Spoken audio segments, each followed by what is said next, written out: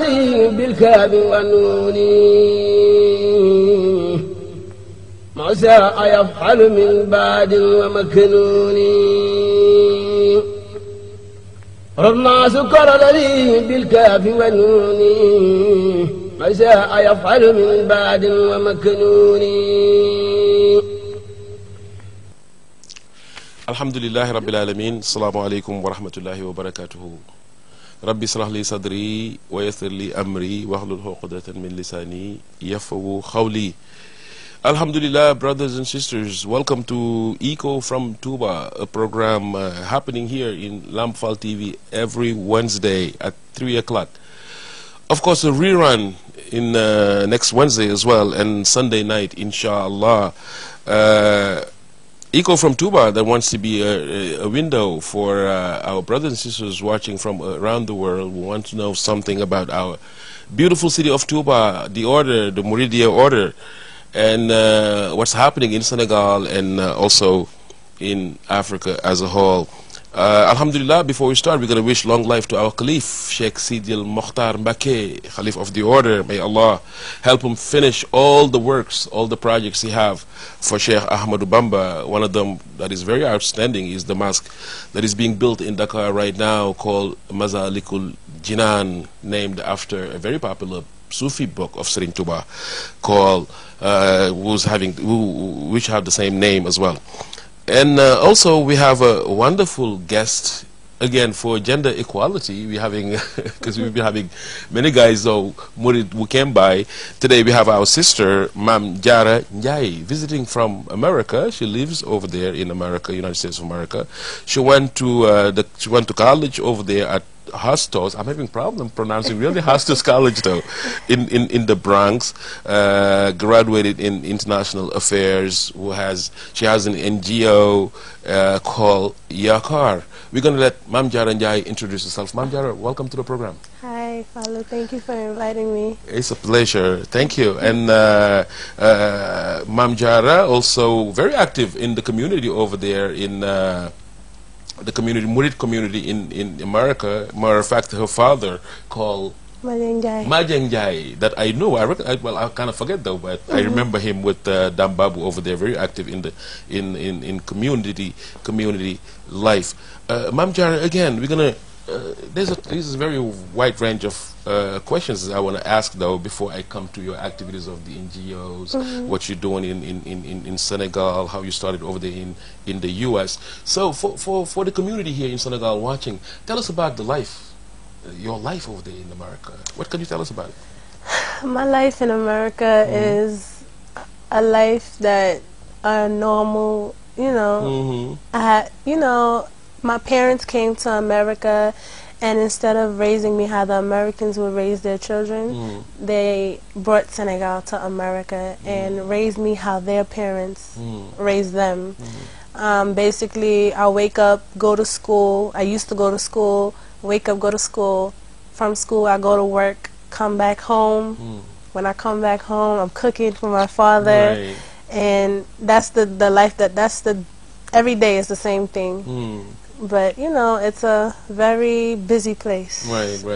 In New York, no one has time. Keep your culture, yeah. You know. And, so it's hard to kind of keep your culture, but that's all you have, you know. So with all of that, I try. See also how college and school is over there, how, you know, there's a lot of things, bullying, a lot of stuff going on. As an African woman being in America, was it hard for you as a youngster since you were born there? It wasn't easy. It was not easy at all. You know, when African Americans see you and they see that your parents are not from there, they tend to bully you, call you all types of names, and when you grow, it goes away. You know, you just have to be strong, because if you're not strong, it will. Did you came to Africa as a youngster before? I mean, I came. At what age first you came to Senegal? When I first came, I think I was 7 years old. Yeah, I think that was like no, I was less than 7. I was like 5 or 6. Right. Was it? You was too young to understand the culture really shock. But was it a shock for you? In terms of the culture in Africa? I mean, I loved it. My younger sister, everywhere she would go, she would cry. If my sister wasn't there, she didn't want to go. No kidding. But I'm more open to people. But It was a culture shock for me in 2007 when I came. I was about 14, and I loved it. I didn't want to go back. I would always go with my cousins' places. Why? Because you know, the heat. I love family. Oh, you know, mashallah. I love family. Something you learn in America before you come back to of course, but since you said about your father. Because it was such a culture shock. In America, you just have your mom, your dad, and my two sisters. And then I have a couple of cousins there. But it's not that much family. But when I came here, I was surrounded by so much family and the love. I loved it. And then it's like every year I used to bother my mom. I want to go back. I want to go back. I didn't want to stay. So can you tell us a little about the, I mean, being an African woman over there, growing up in a kind of different environment, because it's the melting pot, there's the other cultures. How do you stand there? How do you present yourself in that community? I mean, how you assume? I mean, how do you assume yourself? I mean, right. I mean, when you, yes, I live in New York, but I don't really associate with the Americans as much as I do with the people of my own, the people that come from Senegal.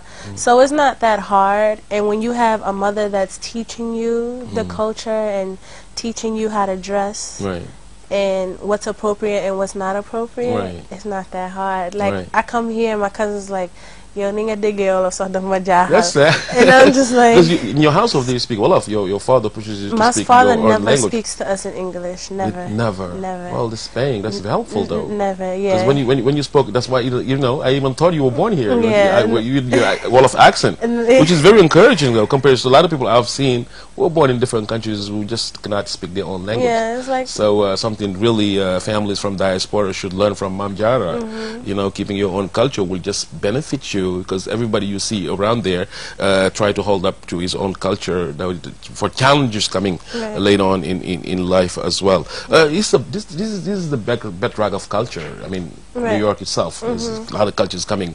Of course, there's Murid community who came with it. You know, spirituality, touch, with the Skersering TOUBA over there. Can you describe me a little bit about, you know, the vibration of that community? It's beautiful. I love when you see everyone that believe in one person come together. Even if there's supposed to be a problem, you'll see that they'll put it aside because they all believe one person, you know? And Skersering TOUBA is where everyone gathers and everything happens there.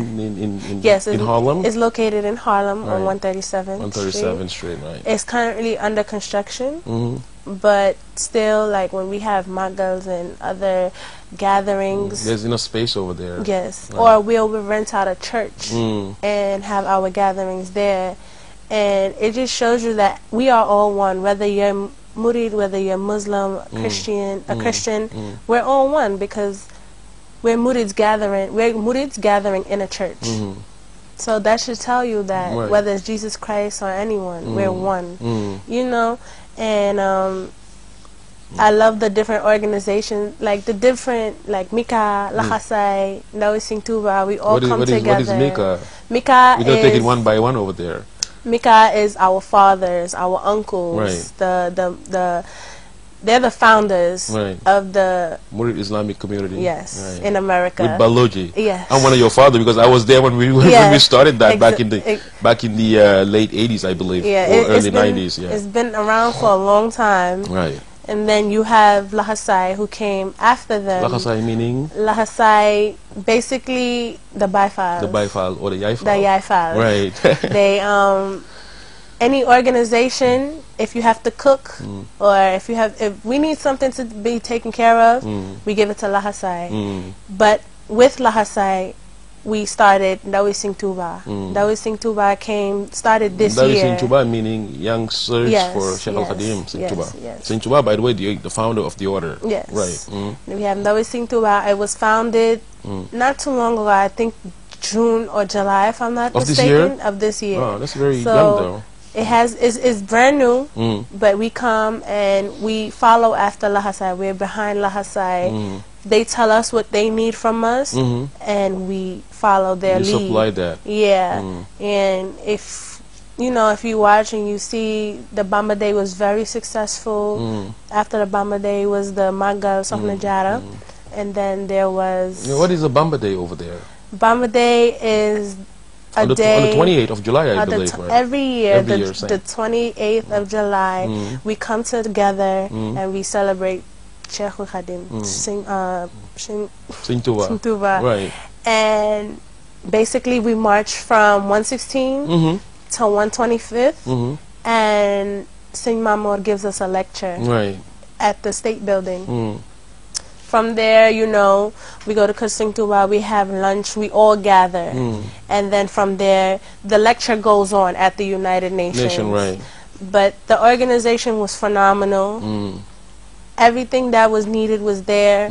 And we did what we had to do. Is it widespread throughout America, the Bamba's Day, or just Bamba Day happening in New York is itself? not only New York. Bamba Day happens in Atlanta, it happens in Cincinnati, Canada, and other states that I don't mention. Yeah, right. So that's it's beautiful. All over, yeah. That's beautiful. Is it the message of Serigne Touba as a spiritual leader who came with a message of peace, unity, respect for you, all human beings, all creatures itself? Because he said in one of his poems, Ya Malik al-Mulki, Ya Man Jalla an Qawadim, Irham Jami al-Wara.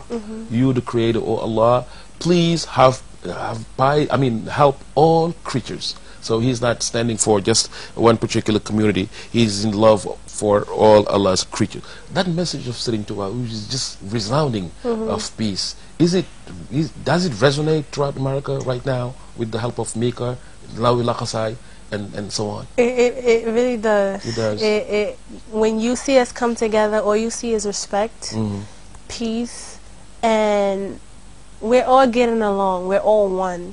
I actually, on the Bamba Day, we all wear white. You do. And I put a picture up on social media. Right. And this girl, she's not Senegalese. She's from Gambia. And she asked me, what is this? And I told her, we're celebrating the life of this one person. Right. She was like, I love this, how you all could come together and you all wearing white. It just shows me peacefulness and unity. And it's like someone who doesn't know, but she sees through a picture, it's like she understands what's being portrayed here. So that's beautiful. That's and it's very helpful, though, helping Serigne Touba, Khadim Rasul, disseminate his peaceful message throughout the world. Is very, even he went through universities, because I've heard Suleiman Bashir, who was a professor over there in Colombia. They have workshops over there, lectures, and even Sokhna Maya was mentioning was part of that also organization. So meaning that the message is Serigne Touba by the means of dedicated youngsters like Mame Diarra having a good echo over there in America. On top of that, Mame Bousso, because we said also Mame Bousso in Senegal, you know that, right? Yes. By the way, the Magal of Porokhan is coming soon. Yes, very soon. I think it's believed by the 15th or something. Right. So are you getting ready for that? You're going to go to Porokhan? I will not be here. Oh, you want? Yeah, I'll be back in America. So sad. But you can do the Magal over there. We can do it over there. Absolutely, absolutely. You have an NGO, though, over there you created and you started in America. What's the name of the NGO? It's called Yakar, Tomorrow's Hope. Yakar, Tomorrow's Hope. Yakar is a word of a Wolof word. Yes. Right. It's a Wolof word. But to translate it in English, we put Tomorrow's Hope. Tomorrow's Hope. MashaAllah. What was the purpose of the creation of that NGO? So the purpose of that was basically, everyone sees my love for Senegal.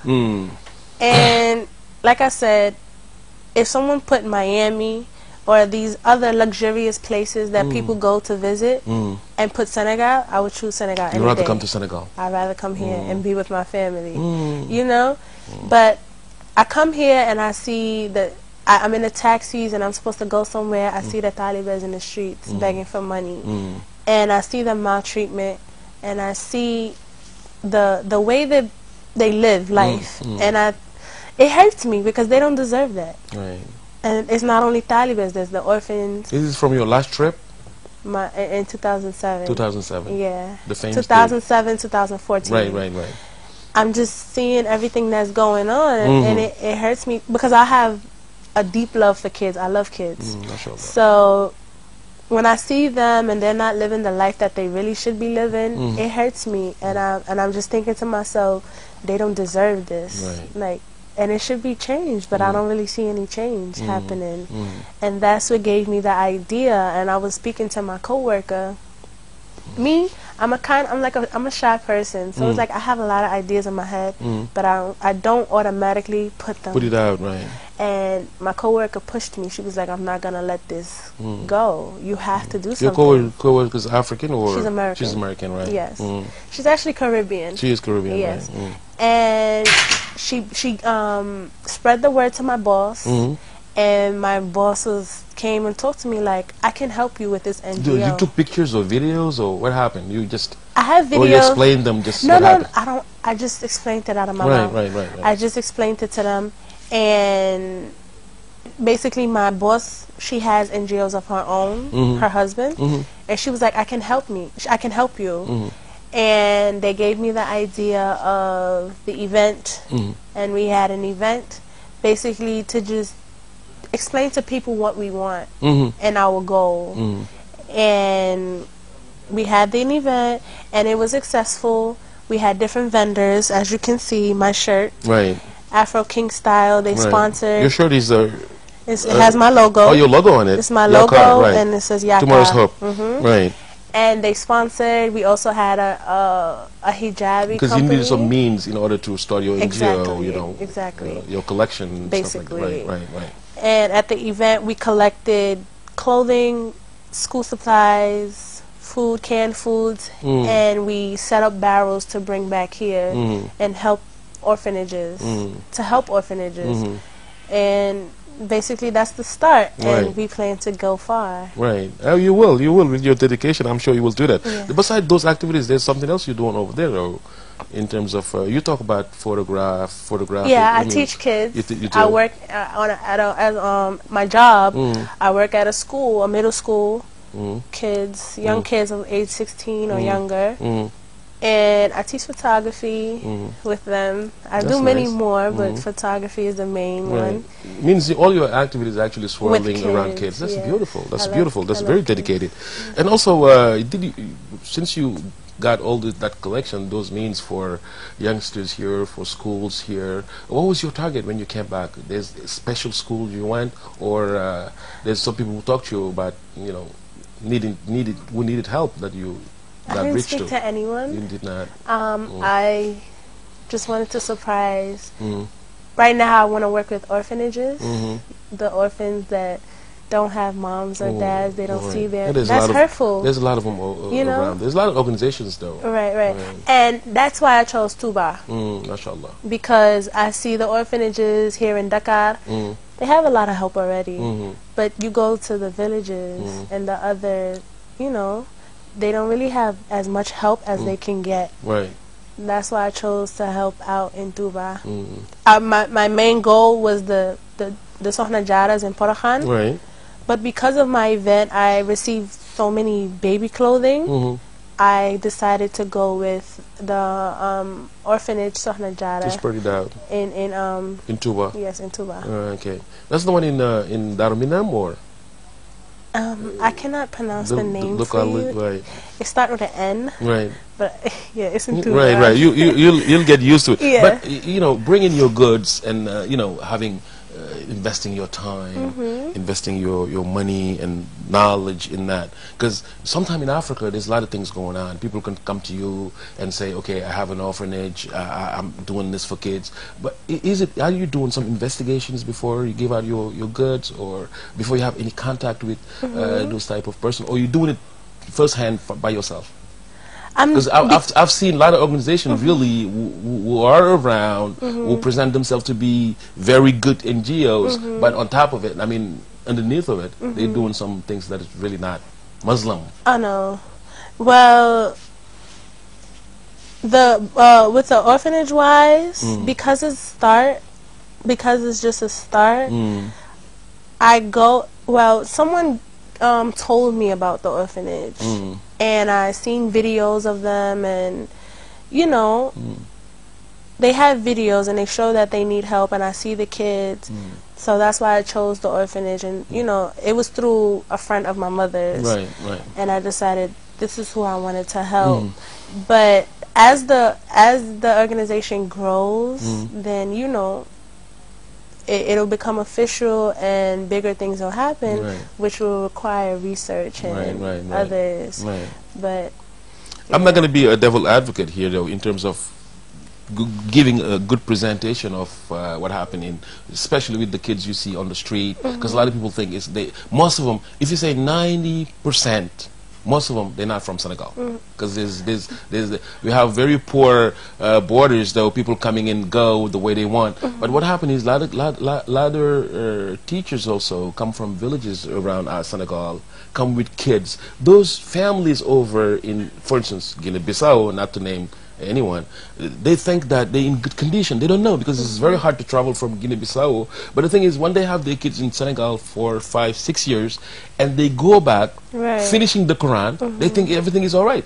Since they finished the Quran, they don't know, a lot of them are being used, sent out on the street to ask money. They don't sleep well. It's very hard. They don't even get, even when they don't even memorize the Quran. Right. Finishing the Quran, memorizing the Quran, being able to write it, all these are different steps. If the kids is not really in very good condition, it's practically impossible. And that's so what just hurts something the I want to add up most. to, your sensation of what you saw. That's what hurts the most, when they're false advertising. They're telling you they're doing this, and they're not doing really the opposite. doing this. I don't like to speak far on it. When I hear things like that, I just say God is watching. God sees everything that's happening, and He knows what's right and what's wrong. You know what I mean? But I just I don't like false advertising. The thing is, what happened is what I mentioned this because I didn't want you just to say, okay, since it's like that, I'm just going to focus on orphanages, and then I'm not going to help Daras. Oh no. Because Daras, there's clean set Daras that's really doing, vehicling the teachers of TOUBA in a very proper manner. The reason why I'm taking my time when it comes to Daras is because when it comes to the Daras, you have to do your research. Right. Because of the things that you mentioned. Right. I feel like orphanages will be easier because it's the start, but as I grow, I don't only want to help orphanages. I want to help orphanages. I want to help schools. I want to help daughters. I want to help those who are in the hospital, prisons. Right. You know what I mean? A wide range. Yeah. Right. So it's not only orphanages. It'll grow, but the more you grow, the more research it'll require. And because it's just me, I don't really have a team yet. I'm just going to take my time until I get where I need to be. Good luck, Mame Diarra. Good luck. By the way, our guest today, Mame Diarra NDIAYE, again from Bronx, from the Big Apple. I actually live in Harlem. Oh, you do in Harlem, right? Yeah. Live in Harlem. Harlem is much growing, though. I mean, I heard it's just getting part of the Bronx is getting inside Harlem. Is that true? Yeah. Because I remember back in the late 90s, there was this renovation program they started, and they were selling the old buildings. Right. Old buildings were acquired, and Harlem went to a regular city, place to a very top-notch one. Right. And it's growing even more. You know, we're starting to get kicked out of Harlem. You do? The African they have the Senegalese, what do you call them, Senegalese, yes. Little Senegal over there? Yeah, Little Senegal, with 116. With the white community in 116? It's still there. Did they have the chebujan over there? Oh, yeah, it's delicious. There's African restaurants and stuff? Yeah. MashaAllah. It's called jollof rice, though. Even yesterday, I was watching on CNN. I don't like to call it jollof rice. Why? Because, we have the battles of the Nigerians and the Ghanaians and the Senegalese. And they took it from us, though, because they've been jollof rice is very popular. But I'm telling you, yesterday they can't. Why? They cannot accept the fact that it's Senegalese. We started it. Oh, boy. They can't. So you hear I didn't know that battle is happening. Oh, yes. Chebujan is from Senegal. It's from Senegal. We're going to add Pendambay.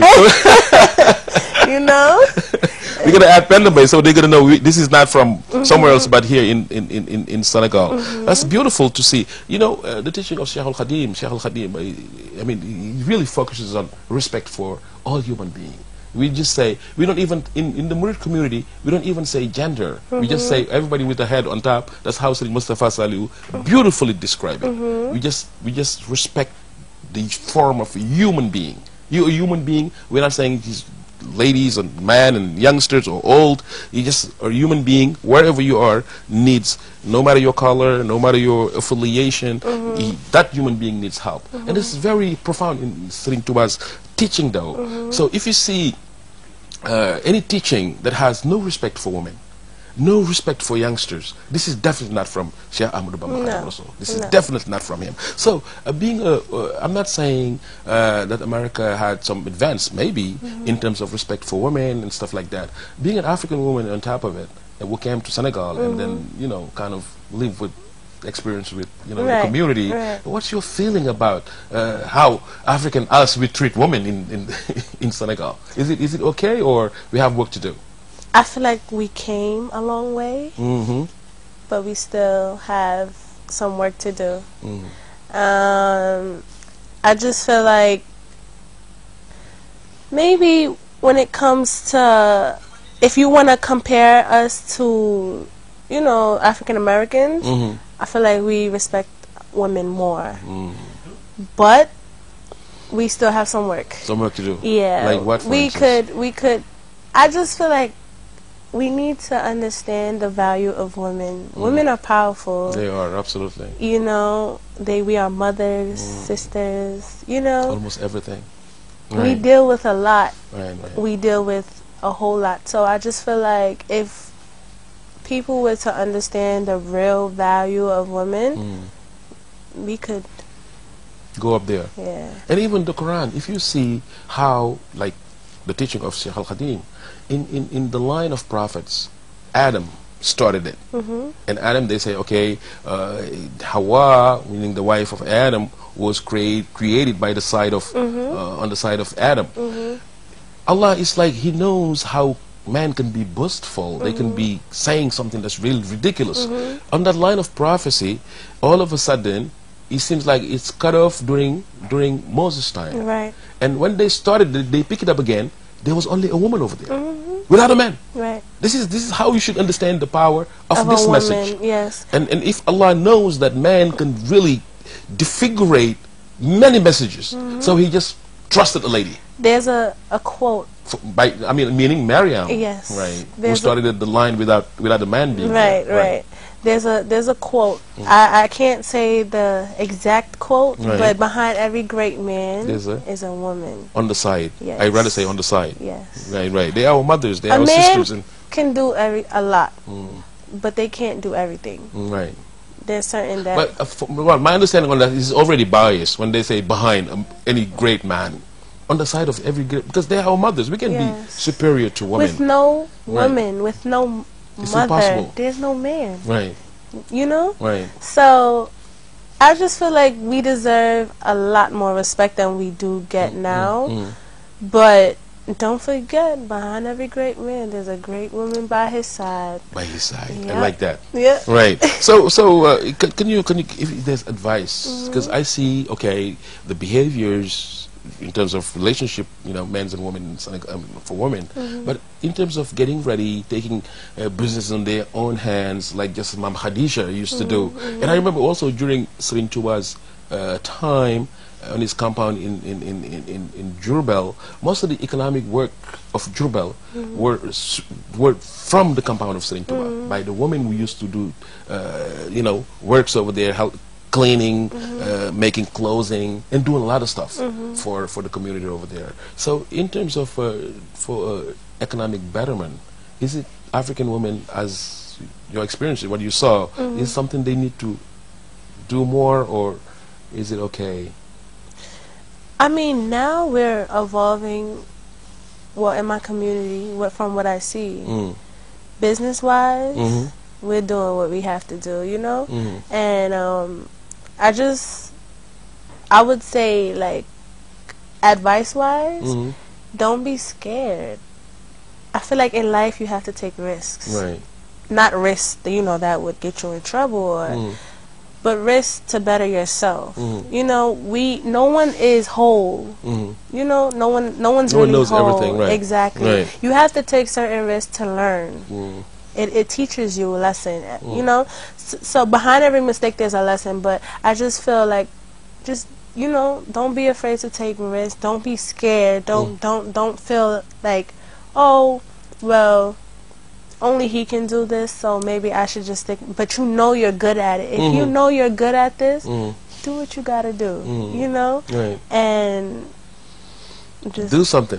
Before you come back to Senegal for other topics in terms of society here, I want to just go back to the U.S. a little bit for some question, because as you know, there's a new president. We just had a year, Donald Trump. You know, we have to respect, because he's been chosen by you know, an electoral vote over there. So that was their choice. I think they cheated. They did.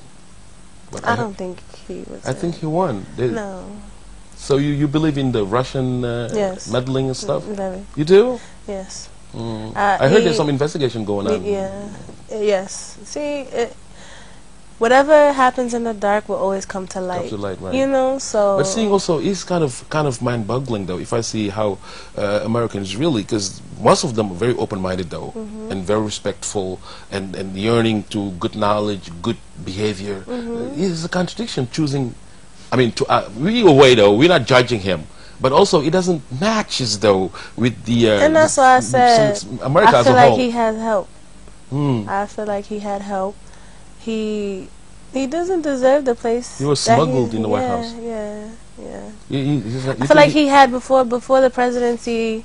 He already had so much power. You know, he's well known and he's rich, and even the New York Times yesterday said that he was quoted saying in the Oval Office that most of the Asian immigrants coming to America, and they have it's AIDS. just, I don't understand. He says Nigerian will never return to the huts over there in Nigeria. And I just don't understand how he's president, because it's just, you're president, but you don't even watch what you say. You know, you want all these people to vote for you. You want all these people to be behind you, but you're constantly insulting people. You get what I mean? Right. If it's not women, it's African Americans or. You know, like... And it was live. Yeah. And I heard he said, if even I shot somebody on Fifth Avenue, they're going to vote for me. So he was confident being... That's why I said I feel like he had help. So how about his rhetoric of anti-religious Muslims, though? And recently also elected Jerusalem as the capital of Israel. What do you think about that? It's ridiculous. Whenever I have a conversation about Donald, I don't even like to talk about him, but whenever I have a conversation with someone about Donald Trump, I tell them, like, I'm scared to live in America, because I feel like he's going to get us in trouble. But I mean, since he's elected, you've seen some changes on the street and how people behave? No. I feel like everyone is living life scared, because something is going to happen. It's going to happen. I feel like I haven't seen anything yet. I haven't seen him do anything. But as long as he's not out here declaring war, I'm fine. What is you scare most? Well, beside the career or social disruption in America, what is your most fear right now? My fear is I'm a Muslim myself, and I see he doesn't agree with the religion. You know, so we have times like, and it's like seeing things. You see what's happening in Libya. Right. That can easily come here. Right. America's a powerful country, but we have a crazy president.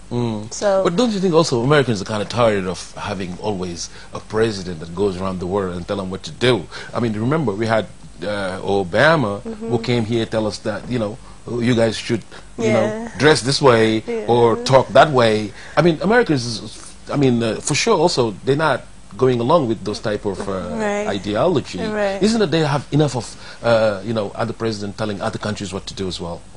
Someone who focus, like you said, America first. I mean, yeah, I remember that when Obama came here. And so don't think those type of, you know, I mean, speech, they don't leave any impact in those countries. Just like the former president of France, Sarkozy, did in the University of Africa, basically telling them, you haven't done nothing in history, and then go back to Europe and think like it's forgotten. No, it's not. Doesn't happen that way. Obama basically also did the same thing in terms of trying for Africa to change their lifestyle. I feel like before he can change the lifestyle in Africa, he had a lot on his back when it came to America. Right. Because we remember Bush, he did a lot, you know, of damage. And Obama had to pick up from Bush's footsteps and make America great again. I would never talk bad on Obama because that's my president. That's the president I prefer, you know? But Obama, well, he was president of America, not of Africa, though. Yeah, I Even mean, though he had no right, really, to come here and tell us how to live. Right. Well, tell you guys how to live. Right. Or what to change.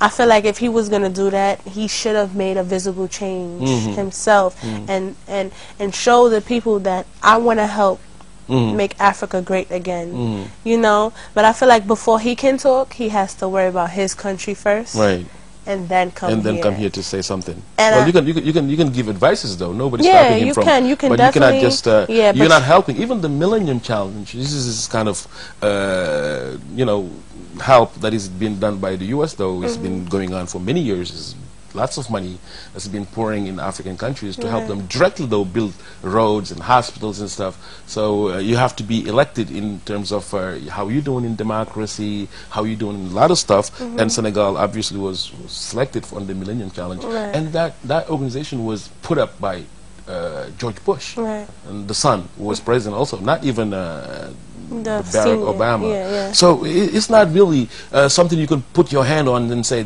Barack Obama did this for Africa, and then on top of that they ask you to do this and do that, change this and change that. So I think those type of behaviors, to my recollection, maybe help.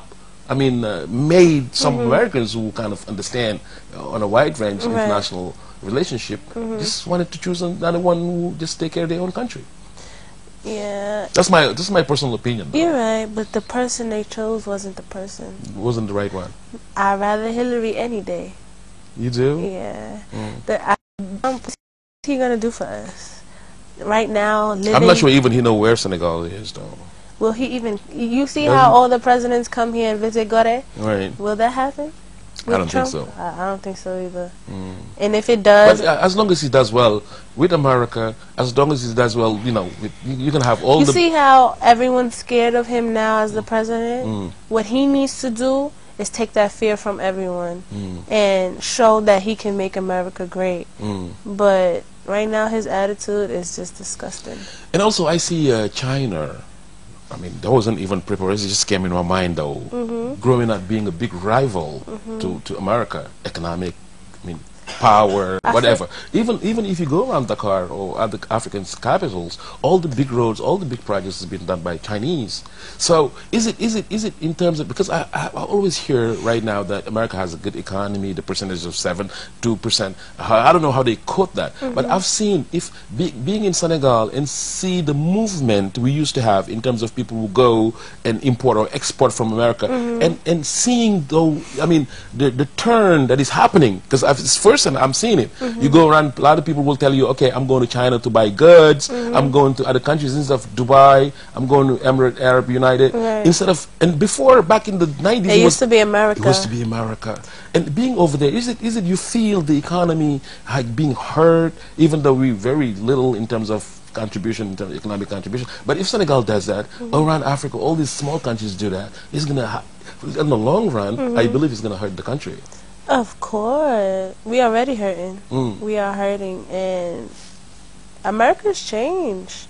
Maybe for the Caucasians it's not hurting them, but for us for the immigrants that live there, and the African Americans and all the others, Caribbeans, whatever, those who come to work and try to, you know, have a life for their fam, it's hurting. It is? It is hurting. Like I said earlier, we're getting kicked out of, you know, Harlem. Harlem, you think of Harlem and you think of Little Senegal, African American. The soul food. You know, soul food. That, by the way. You know, that's what you think of.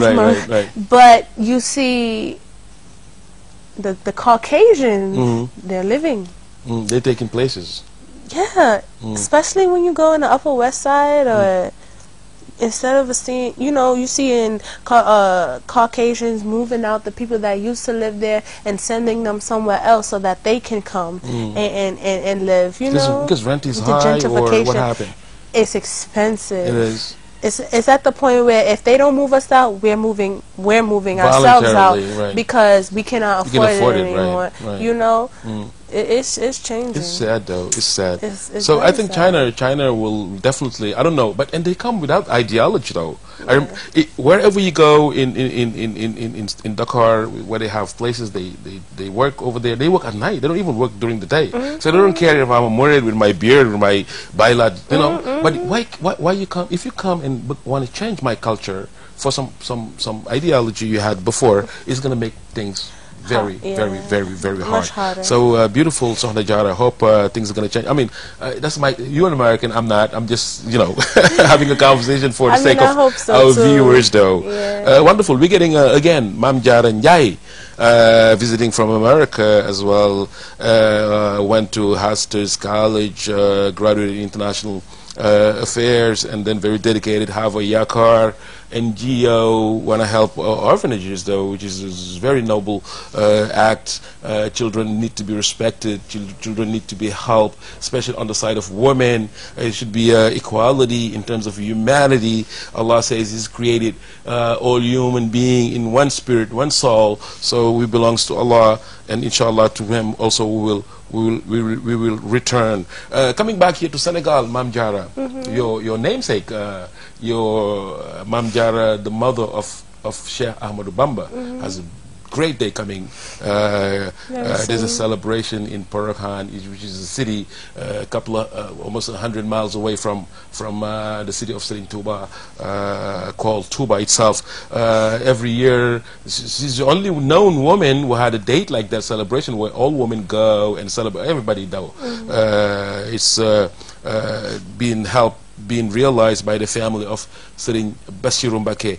Right now, long life to Serigne Mountakha, who's presiding the ceremonial. A very fantastic personality, a wonderful man who understands really. We just call him a Murid Sadiq. You know, he's entitled to it because his work, his life, his dedication to accomplish what Serigne Touba wants to do is just outstanding. So he's the one who take care of that with all the families of Serigne Touba. Every year we have a Serigne Touba, a big house over there that accommodate all families. That they have apartments for all Mbacké family, Fall, and all the sheikhs that with Serigne Touba. There's a school over there that just take the namesakes of Mame Diarra.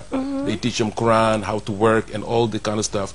You should visit that. I mean, yes, I definitely want to visit. It's a beautiful place. I mean, just last year there's about 16 kids who memorized fully the Quran. They can write it at the same time, and on top of that, they teach them some works, sewing machines, and a lot of stuff. That will help them later on to accomplish something in their life. There's anything you can tell us about Mame Diarra, like an African woman, Muslim? Anything you learn about her? I'm sure your father tell you about something, Mame Diarra. Yeah. And I've done a little bit of research on my own. I can just say that she's a true role model. MashaAllah. If you want to be a great woman, mother, wife in general, that's the person to look after. She's a true role model. She didn't live a long life, but she did what she can in her short life. She was 33, by the way, when she passed away. Yeah. You can go to live longer, but with her short life, she did what she can, and through what people tell me and what I read, the research that I do, she's a true humanist. Absolutely. And all I can say, she's a great role model. I definitely want to visit Porokhane before I leave, and just visit the city. Well, she's like I said, she's someone who really outstanding in terms of being an African Muslim, for instance. She memorized the Quran, is well known. She used to be very pious. She practiced what she was taught to do. Her mother herself was very known in terms of teaching the Quran. Her mother was Sokhna Wallo Mbacké. So many women, I mean, right now are gathering everything they have, money, clothing, to go there, and also to be inspired on this beautiful lifestyle. We can't just think of this date without really mentioning someone who really special for Mame Diarra, for Mame NDIAYE Badalo. You know yes, that lady? I used to see her. You see her? You know, I She used died to in see Mecca in during Mecca. that And terrible year, right? but she died like 2 you years know ago or she's 3 years ago, something like that. yeah she she really played the role of Sokhna Diarra. You know, when you see someone and you know that this person is only working for change and a humanist, that was Sokhna. Son I didn't get. Yeah, I didn't get it. By the way, I have the number of our show over there showing off on the sticker on the TV. If you want to call and participate in the show, feel free to do it, because we have about 5 minutes actually to finish the program, so we want to contribute. On top of that, also you can visit our page, Eco from TOUBA page, on Facebook. You can send me messages and again give your appreciation of the show and give us some ideas, something, since you know we have a lot watching from the diaspora, from Argentina. I have a lot of friends calling. I'm trying my Spanish though, because of they're very dedicated to the show, because they want to obviously know something about Sering TOUBA in America. A lot of them watching, especially Sokhna Musli, Sokhna Darity. I'm giving you a big up over here. I mean, hi to you and your dedication to Sheikh Ahmadou Bamba. Your love is really, really an example for everybody really affiliated to this order in Atlanta. Also, all the messages I'm getting from there in Canada recently. There's a lady, I just forgot his name though. Her name, she wrote a beautiful book on the Sheikh. I'm going to present it on my rubric of Eco from TOUBA reading. Eco reading. Right now we have a new book that came out from Sheikh Mustafa Ibn Sheikh Gaynde Fatma, which is called l'Odyssée Maritime. Just to translate, Maritime Odyssey, which is when Sheikh Ahmadou Bamba went to Gabon by the sea, of course, to do this great work that we reaping the fruits right now, the exile of Sheikh Ahmadou Bamba. There's many phases of this book though. There's a Tom 1 that just came out. Check it out on again on our rubric of Eco reading. So on Facebook, if you have anything you wrote though, because you want kind of let people know all the writings that have been done in the order for TOUBA, on the Sheikh, on the disciple, all the contribution though that can go for inquiry will be welcome in this particular program. When you came to Senegal, you went to TOUBA to visit, of course you did for the orphanage, but you went to see the Caliph and for the ziyara by the mosque and stuff like that. I haven't went yet, but I plan on going before you leave, right? after the new year. Yeah. Because this is a growing city. There's a lot of things happening over there, and you know, the mosque is being, you know, redo, and also especially the you know, what's called Dar Kamil, the library over there.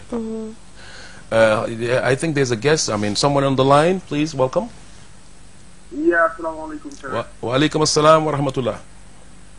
I guess my not too much, but I just wanted to congratulate my sister right next to you, Mame Diarra. Mame Diarra, right? Can I ask you your name first?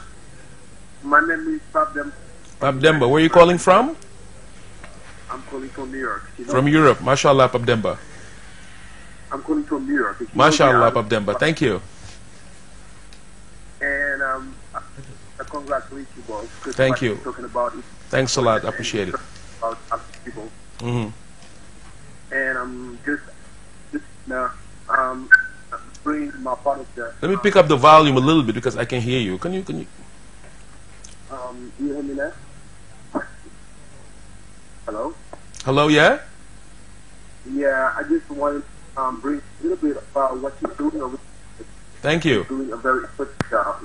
Mashallah. Trying to help Mashallah. everybody with it. And we can be held a kind of persuasion about Jafar, which is a shirt she's wearing right now. I was kind of hosting it, and I was so proud of her because she's about teacher, and as the main group after Mame Diarra, trying to improve the role that all the Kenya have in this African society. I'm not going to say Senegal, but all the African people.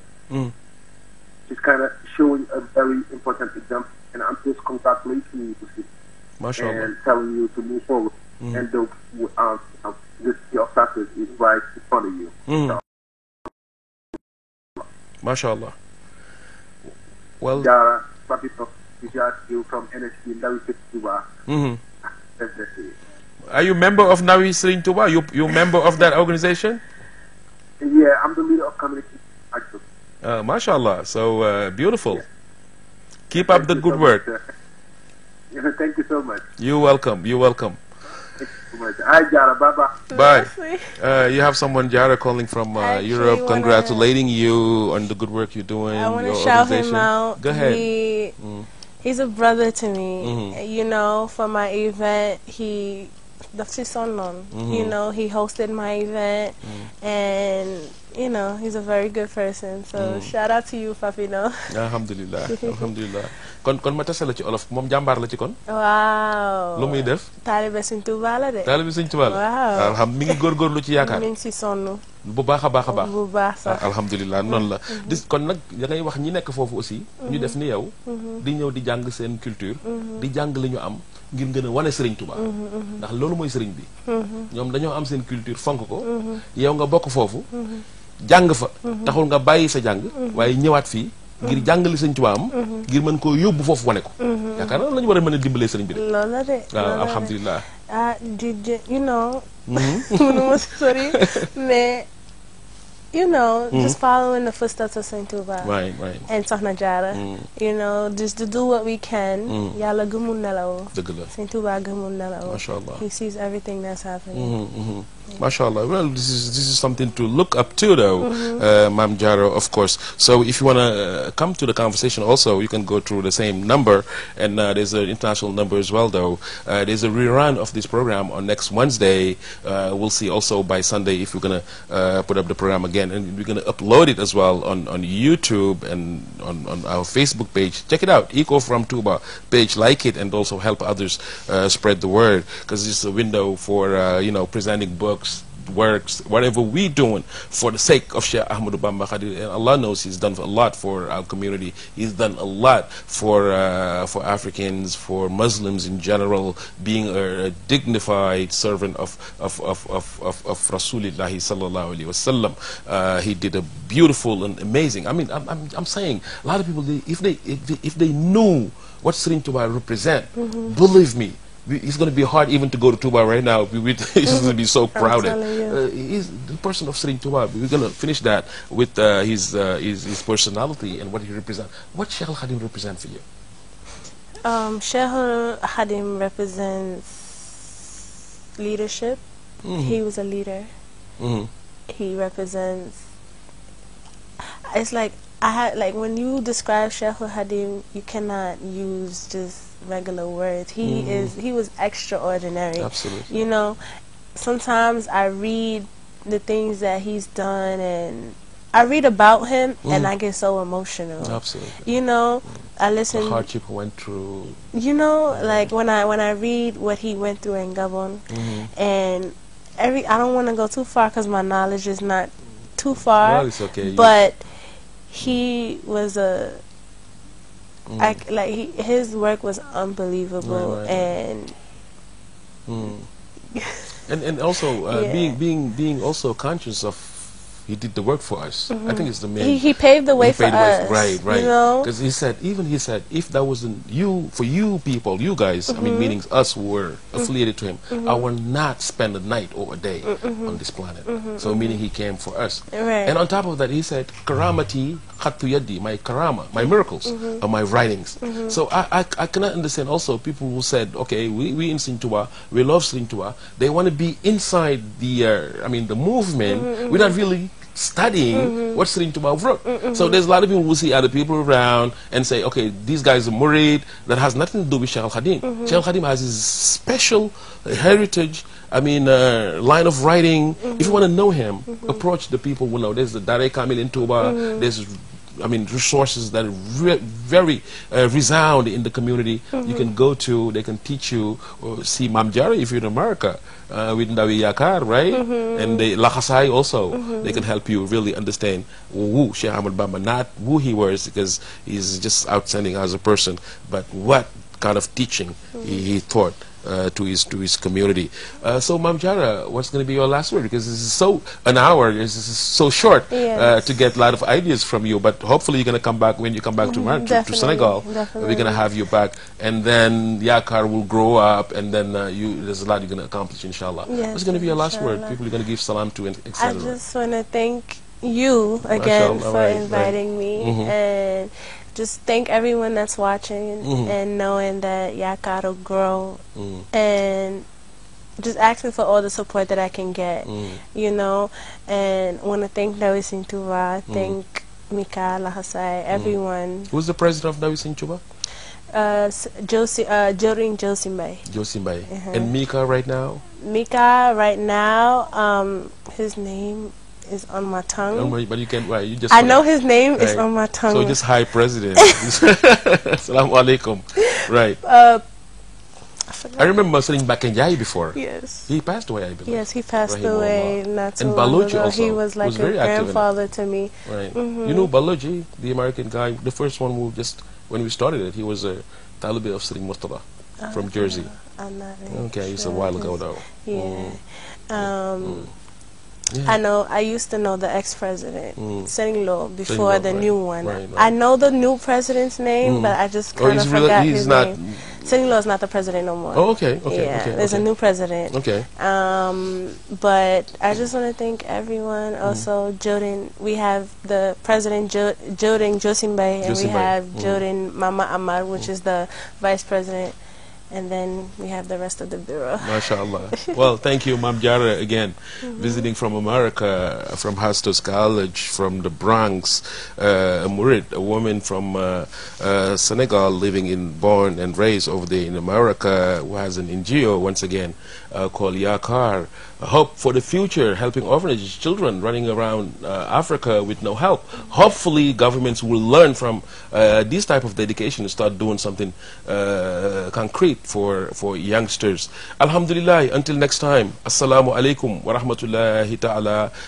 Thanking also everybody on the cameras and techniques and helping for the realization of this particular show, Echo from TOUBA. Until next time, assalamu alaikum wa rahmatullahi ta'ala wa barakatuhu. Jërëjëf Serigne Touba.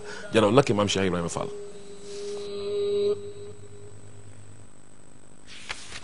Le programme suivant sera en anglais. الناس كالذي بالكاد والنون ما شاء يفعل من بعد ومكنون الناس كالذي بالكاف والنون